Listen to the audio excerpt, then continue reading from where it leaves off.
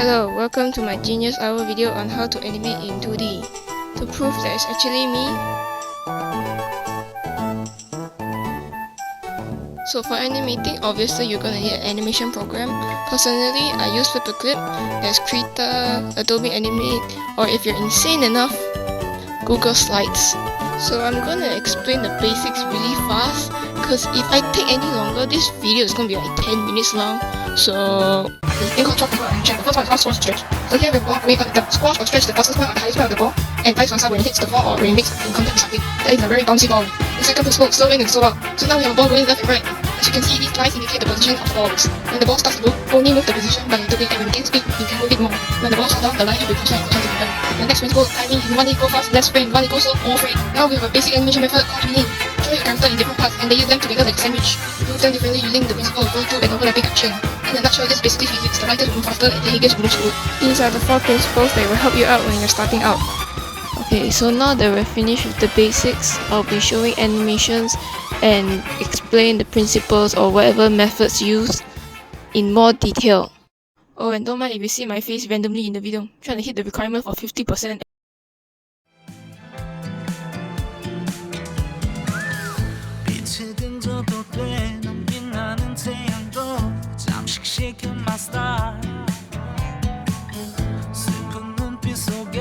세상을 다 가진 완벽한 피사체 My savior 가련한 영혼이여 I don't believe you're a liar 나의 어둠과 너의 어둠이 겹쳐질 때 그대로 내게 맡겨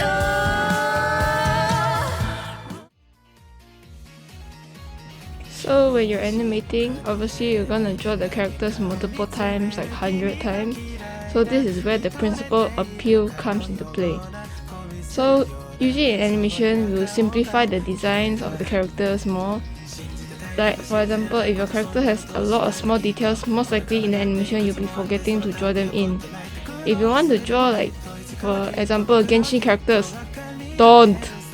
I'm not saying you can't draw like very extremely detailed characters, you can, but unless you don't have a deadline and you're very patient, I just best suggest to simplify it.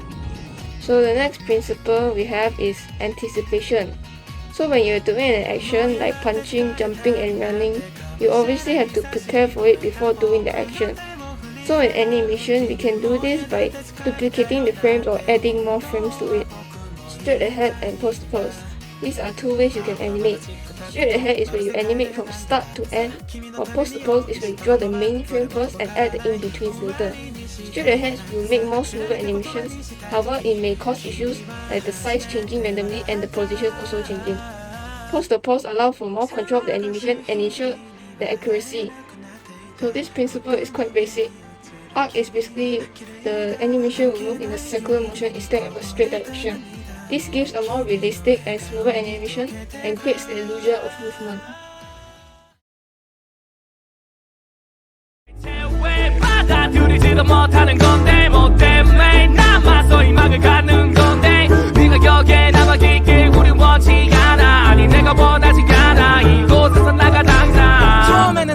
나는 괜찮은 일지도 그게 아니라는 것을 알았을 때 김이 줄어버린 나인지도 내가 불가능한 건 넌 너무 당연하게도 해내버리지 나도 했어 너보다 열심히 그래도 받는 이유가 대체 무엇인지 그거 다 어쩌다 온 말이야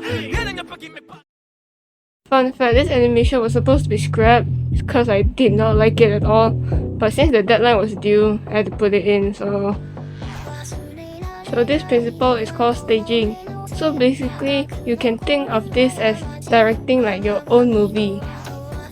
Like you have to plan on what camera angle you want to use, which action you want the audience to focus on. This principle is used to direct what you want your audience to see. You can watch like cinematography videos about movies, they're quite helpful lah. The next principle is called solid drawing. Basically, you have to understand how your character will look in a 3D space. You can use references from games, any figurines you have, or even yourself to understand how it will work in 3D. This basically gives your character more weight and realism in the animation, so it looks more believable. In this animation, there's a method used called boiling.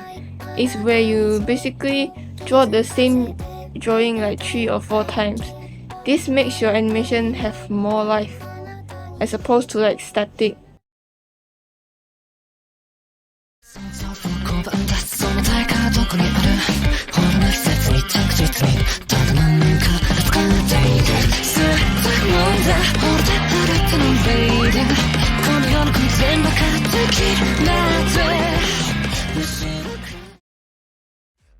This principle is called exaggeration.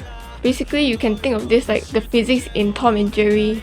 Using this principle can emphasize and add more life to the animation. The next principle is called secondary action. I have no idea how to explain it.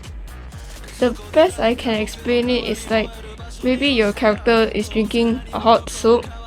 You can add the character blowing the soup before eating it, I think.